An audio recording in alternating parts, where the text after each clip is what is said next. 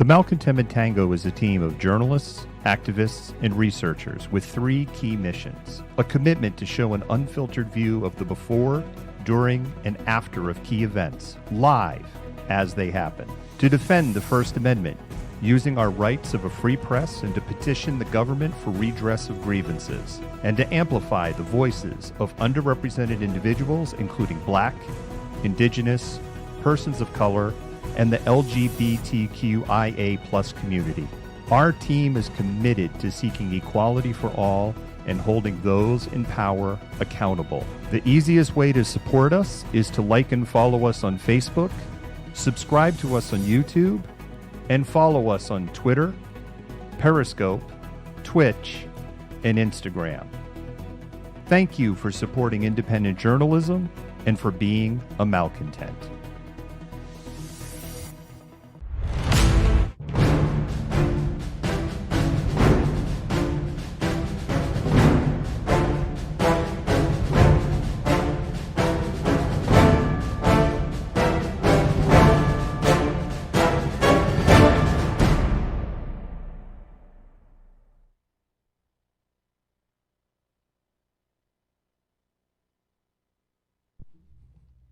Hey there, malcontents. This here is the Malcontent, and how is everybody? Excuse me. How is everybody doing this evening? I hope you are feeling malcontented.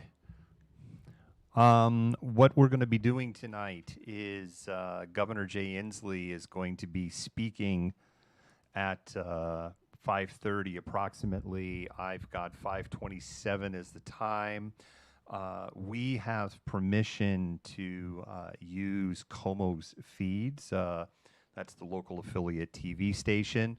And so right now, just kind of what I'm doing is I'm waiting for their feed to go live. And that's why you're seeing me kind of looking right and looking down. And because at the moment, what I'm just trying to see is for them to pop up. While we're waiting for that to while we're waiting for the governor and his wife to start their press conference, why don't we go ahead and get started with what we do know. What we do know is that in the state of Washington, C disease cases have, yes, Yoda is my lap. In the state of Washington, C disease cases have doubled in the last week, meaning the daily number of cases. And there is nothing to indicate that that trend isn't going to get any better. If anything, it's going to continue to get worse. Hospitalizations, now the most recent data we have, because the data runs about 3 days behind, is from the 3rd of November to the 9th of November. So, so that's what, three days behind. On that data, hospitalizations have gone up 22%. And again, that's gone up 22% in the span of a week. ICU has remained flat. On the other side of the coin, the people that are in ICU are really sick, and they are actually on the air.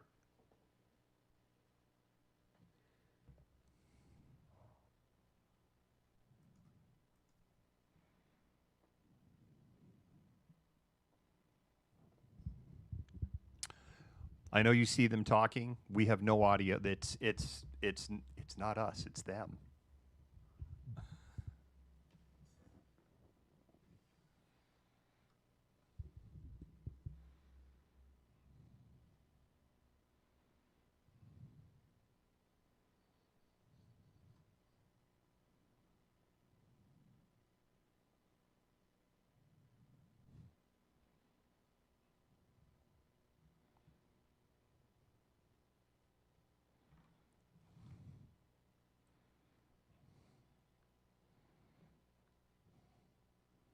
I'm just cross-verifying on my phone that there is no audio in the feed, but by every indication that I have on the mixing board, we cannot hear the governor right now. I know it appears like he's talking to camera ops or advisors in the rooms.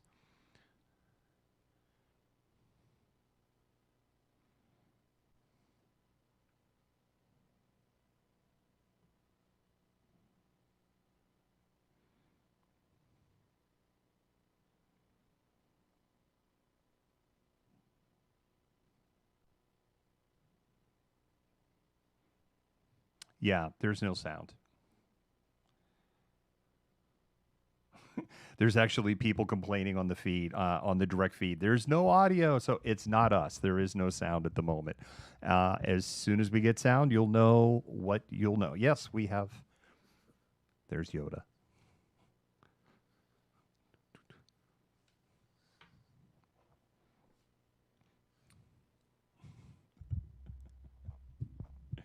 This announcement by the governor is brought to you by Diet Coke, apparently. You know as much as I do. You know as much as I do in the announcement. While we're waiting for them to get started. Good evening, my fellow Washingtonians, and thank you for joining Trudy and me tonight. We'd like to talk tonight about what is being called the third wave of COVID-19 and how we can protect our families as we head into the holidays that we cherish so much. Simply put, we have to rethink these holidays so that we may be thankful when we don't lose more lives to COVID. Like many of you, we Inslees love our Thanksgiving celebrations. For decades, we'd started the day off with a touch football game, followed with a potluck with family and friends, and then we finish it off with pie and turkey sandwiches. And these are treasured parts of our family traditions, including, of course, our grandkids with olives on their fingers. But this year, we know we're going to have to pause all that. This year, our family will celebrate Thanksgiving and Christmas, but we'll do it virtually. But here's some good news. We're only going to have to do this once. This is a unique Thanksgiving and holiday season. We're thankful that more therapeutics are on the way, as is the imminent arrival of a vaccine. And so there is a lot more at our disposal to fight this virus than there was when the pandemic began. We are optimistic that Thanksgiving 2021 will be the best ever. But this year, it's just too dangerous to gather together indoors where the virus can spread so easily. So this year, when you join us in changing your Thanksgiving and December holiday plans, please know that you are doing it as an act of love for the people around you and your entire community. We love each other too much to put each other's health at risk. And unfortunately, anyone can get COVID, even if they think they're doing the right thing. So this year, please don't gather with people outside your household. It's just too dangerous. Because here's the hard facts. Our weekly average of new COVID cases has doubled just in the past 2 weeks. We are in as dangerous a position today as we were in March. We're in a period of what's called exponential growth, and every single day matters. We cannot wait until our hospitals' halls are lined with gurneys waiting for rooms before we take decisive action. Now, we have done some good work already in our state. Washingtonians have masked up, and business owners have found innovative ways to adapt to health measures, putting our state in a better position than the vast majority of other states for now. In the next few days, we will be announcing some further measures to prevent this from spreading. These decisions will affect what we do outside of the home, but what's most urgent right now tonight is what we do in our own dwellings. Tonight, we have a simple request from our family to yours. Please do not have Thanksgiving gatherings unless you're positive that everyone there has quarantined successfully for 14 days, which would start today. Otherwise, every social gathering is just one more brick in a wall of infection. It's not just Thanksgiving, but it's also your birthday parties, your Seahawks celebrations. It doesn't matter what you're doing. These gatherings in your homes are dangerous right now. You know, the spike in COVID activity comes at the end of a long and tumultuous year. This is a year where more than 240,000 table chairs will be empty in homes across the United States because of the lives taken by COVID-19. And as you rethink holiday plans with your family, we hope you keep those families in your hearts. You know, we're all fatigued, and it's okay to not feel okay right now. But what happens next in our state depends on what happens in our families and in our homes. That's why we implore you, rethink spending time with people outside of your household on Thanksgiving and the December holidays. You know, everybody can be a leader here, and we need you to be a leader tonight. It's time to have difficult but necessary conversations with your family about the holidays. We know phone calls and video chats or talking to each other through windows or plexiglass, they're not a replacement for in-person connections. We all know that. But they are viable for now because every gathering will risk spreading COVID-19 until the time comes when we have finally wrestled this virus to the ground, which we will accomplish together.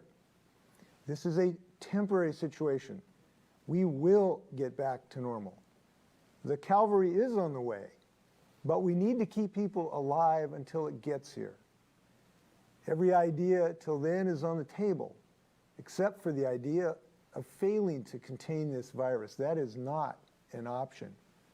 The price of failure is far greater than the price of doing the things we know work against this virus when we stick to them. Lastly, we'd like to say thank you.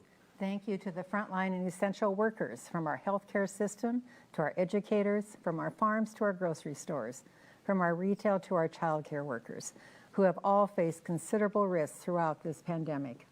And thank you to our seniors, who are the most vulnerable to this virus and who have been the most isolated during this time.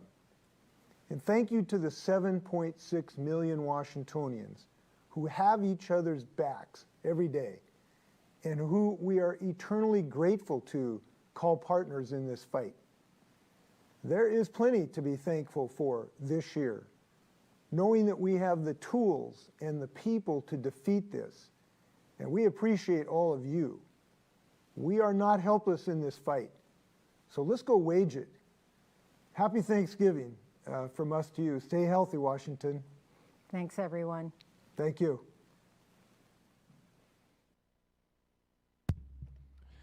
All right, so there you go. That's what we have. Let me go ahead and turn the volume down here in the studio. I didn't even drag lights in here. That's why I have kind of the dim, dramatic half-face look in the black, petting my dog. Yes. Evil plans we have, don't we, Yoda? Evil plans. Okay, so you've heard what we've heard. Basically, it was an appeal. Stop having Seahawks parties, stop having birthday parties, and don't have big, huge Thanksgiving gatherings. There is word that there will be potentially more restrictions that are going to be announced as early as Monday. Probably that will come in next. There's going to be probably an announcement of more restrictions next week. We're starting to explain what we do know. We have researched and found out. UW Medicine in the Seattle area has implemented, as of today, their surge plan. They're a little light on details on exactly what that means, but here is what we do know, and from reading in between the lines. Reading between the lines, it looks like some elective surgeries are going to get punted again. And if we read between the lines, it looks like that there is going to be pushing more appointments to telemedicine than in office. The other thing that they've said that they've made very clear that was explicit in this announcement out of UW Medicine is they're going to be adding surge capacity as far as hospital beds, and they're going to be adding staff. Right now in the state of Washington, hospital bed utilization is okay. Actually, it's pretty good. The challenges that we're facing is this, and this is what you have to understand. For every 1,000 people, so if state of Washington diagnoses 1,000 people today that have COVID, 80 to 90 people diagnosed today are going to get hospitalized within 7 to 14 days. And you're like, well, okay, that's only 80, 90 people, no big deal. But then the problem is if you have 1,000 people tomorrow, then you're going to have 80 or 90 more people. The current dominant strain of COVID that is going around right now, because there are multiple strains, viruses mutate, COVID is mutated, and there are now several strains. The dominant strain that we're seeing right now is more contagious, which is why we're seeing this big spike in cases. On the other side of the coin, it's not as vulnerable. It is not as lethal as the dominant version of the virus that was circulating in March. You're like, yeah, that's great. It's kind of not great because although it is not as lethal, it still makes you incredibly sick. And for 8 to 9% of people that get it, they're going to be hospitalized. And we are not talking, overnight with an IV drip for fluids and sent home with a slap on your ass, hospitalized. We are talking weeks.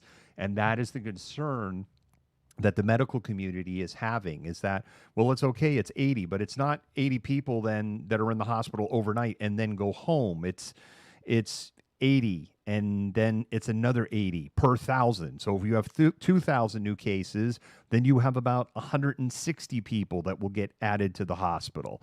And this is going to add up very quickly. The other thing is, for those of you that are talking about the wonderful successes that you have, yes, I can see your comments down here, in the great state of Idaho, where they're having such a great success that they have outstripped their hospital capacity in the Panhandle, and Boise can no longer take what they have, and Spokane is like, we don't want them. Guess what's going on in Idaho? The Idaho, which, by the way, refuses to have a mask mandate, which has a lieutenant governor that basically practically denies that C disease exists. And you have in the Panhandle a board of medical advisors. One person is like, herd immunity, whatever. And you have another person that literally is a denier. Well, what Idaho is doing, they're taking their sick patients and they are shipping them to the anarchist jurisdictions of Seattle and Portland for medical care, sucking our resources away from us. Now, if it were me, I would say if there is such happy success in herd immunity, we shouldn't take their patients. They should just let their hospitals get overrun and get people die. However, I don't think that way. I don't think like a Republican chud.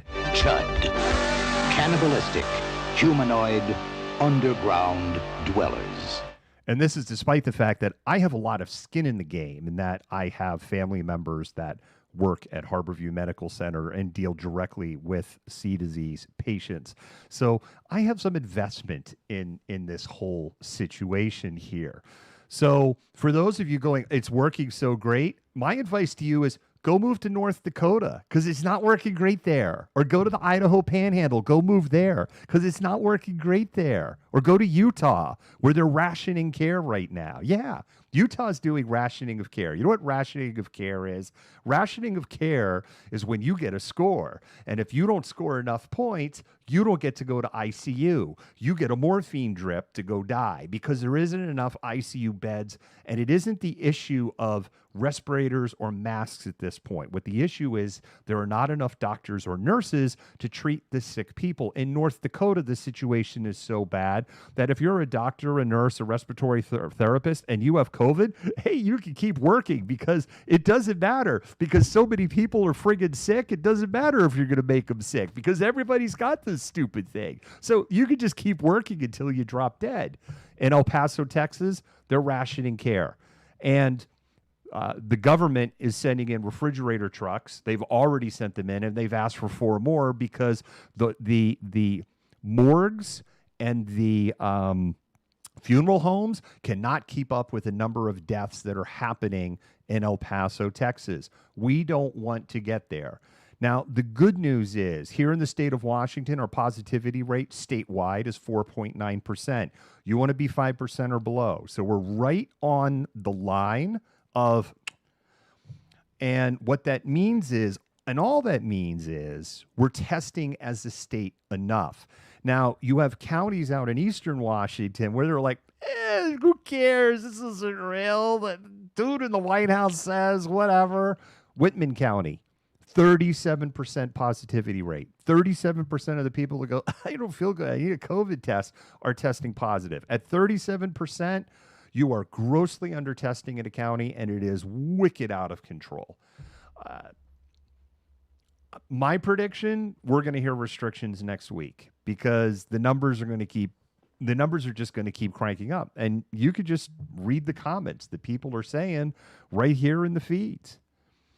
So there you go. 10,000 a day new cases in Texas. So that is, if 10,000 new cases, 800 hospitalizations from 10,000 will happen within about 10 to 14 days once you get the positivity. 800. If they have 10,000 tomorrow, 800 more. Do the math. There's some more information that I know that I can't share, which is why we're kind of ramping up doing the whole C disease thing again, like we were. We actually didn't do a whole lot over the summer, and it wasn't just because we had some conversations about it, but in our area, it wasn't a major impact. We saw some increase in a brief increase in numbers that quickly went down. People responded well to that. Yoda, what are you doing? A little eye booger. Say hi, Yoda. There, say hi to the country. You want to say something? There you go. That's what he thinks. And I agree with some people. I saw like some comment like, this isn't the third wave. We're still in the first wave. It's just the third spike of the first wave. That's my view on it too. It's not a third wave. We never got out of the first wave. And we're seeing in some countries where they were seeing great success that they are not seeing the same great success that they saw before. If we look at the early onset of C disease around the world, in Europe, the Czech Republic was seen as like, this is a poster child for a European country on how to handle things. And it is completely out of control in the Czech Republic now. The other thing that's a little bit of concern, and there are people that actually care about this stuff that are commenting on this, that, it's kind of like, where's the White House? What's going on? Where is dear leader in all of this? Because, nothing's being said, nothing's going on. And remember, the person that's heading up this whole task force, he's on vacation right now in Florida. It hurts the brain. Look, here's the bottom line. This is what we know. And this is like, you could take it to the bank, and you're going to believe it or you're not. And at this point, I'm not in the business of convincing people, but I've always been a person to kind of align to science, not some shyster, failed politician, failed reality TV star in the White House, who was suggesting people literally inject themselves with cleaner at one point. No, do not. All right. This is what I know. Wearing a mask helps. There's just a ton of evidence of wearing a mask helps. And I'm not even going to debate it anymore, because there's no debate. You are 18 times more likely to get exposed to C disease if you're inside than versus outside. So your relative risk when you are outside is much lower than when you are inside. If you are outside wearing a mask and generally moving around, and the people around you are generally moving around, your risk is not zero, but your risk is pretty minimal. And there is a ton of evidence to back that up. Now, if you are outside and you are stationary, and the person next to you and everybody around you is packed in and they are stationary, and you're inhaling the same germs from the same group of people around you, and your risk goes up a little bit more. But if you're indoors, and indoors isn't just defined as indoors in a building. If you're indoors, like, because it's cold and it's wet here, and it's a tent, and the tent flaps are closed, and that air is not circulating in there, then your risk of getting infected is higher. And if you're inside, like the grocery store, or the drugstore, or an office building, you are 18 times higher to get infected. This is the other thing that I will say, which kind of goes against advice. Yeah, temperature checks, fine, do them, but they're flipping useless for the detection of C disease, because 60% of people, 50% of people are asymptomatic carriers. So if you're an asymptomatic carrier and your temperature, you're not going to spike a fever. However, you're still spreading the stuff around. And the numbers were going to go up. I said this all summer. Like, people that follow me, you shouldn't be surprised. People that were like, you're just waiting until 11/4, and this will all go away after election because it's just all manufactured. What you just said is one of the most insanely idiotic things I have ever heard. Everyone in this room is now dumber for having listened to it. Chud. It's a cannibalistic humanoid underground dweller. Yes, right? It didn't go away. It's gotten a lot worse, right? We've turned the corner, right? Wasn't this the campaign thing? We've turned the corner. We turned the corner right off of a 2,000-foot cliff like the Coyote in a Roadrunner cartoon. That's where we're at right now. Wear a mask.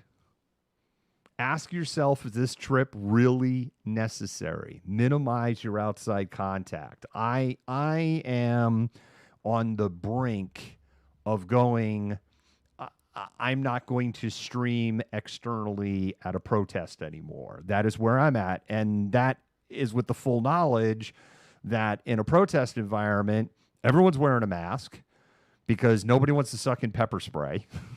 So, because everyone now in Seattle, even in the very, very peaceful, large-scale protests, I see people like, I saw people last Saturday in the protest that was downtown, 1,000, 1,500 people. There wasn't a police officer in sight. There were people wearing respirators. They weren't wearing respirators because of C disease. They're just waiting for the pepper spray to start flying for no good reason. And even in these environments, I'm reaching the tipping point of, I don't know. I'm not quite there, but I'm getting real close.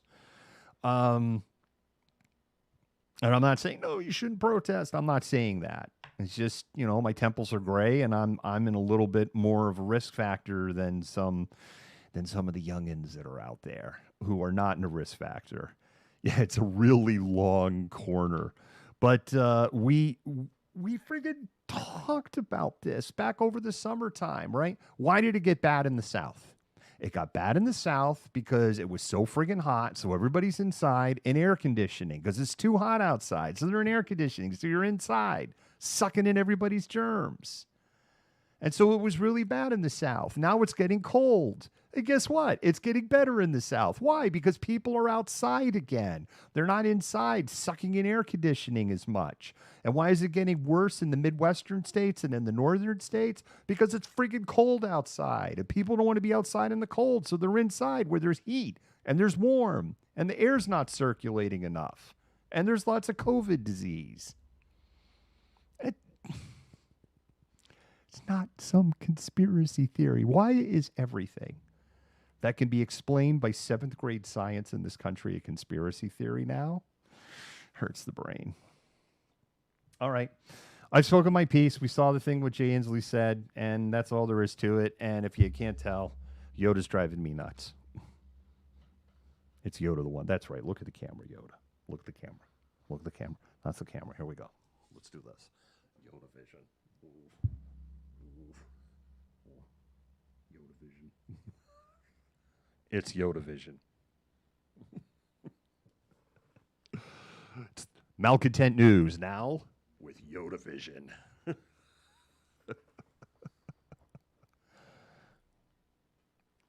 He is very, very cute. He's a pain in the butt, but he is a cute pain in the butt. All right, malcontents. That's it. Malcontent out. The Malcontentment Tango is a team of journalists, activists, and researchers with 3 key missions. A commitment to show an unfiltered view of the before, during, and after of key events, live as they happen. To defend the First Amendment, using our rights of a free press and to petition the government for redress of grievances. And to amplify the voices of underrepresented individuals, including Black, Indigenous, persons of color, and the LGBTQIA+ community. Our team is committed to seeking equality for all and holding those in power accountable. The easiest way to support us is to like and follow us on Facebook, subscribe to us on YouTube, and follow us on Twitter, Periscope, Twitch, and Instagram. Thank you for supporting independent journalism and for being a malcontent. You fit the profile. You're the malcontent. Nobody wants to hear the nonsensical ravings of a loudmouth malcontent. He said malcontents Antifa, fuck you! You are the biggest hypocrite on the face of the planet. I say that you're a terrible reporter.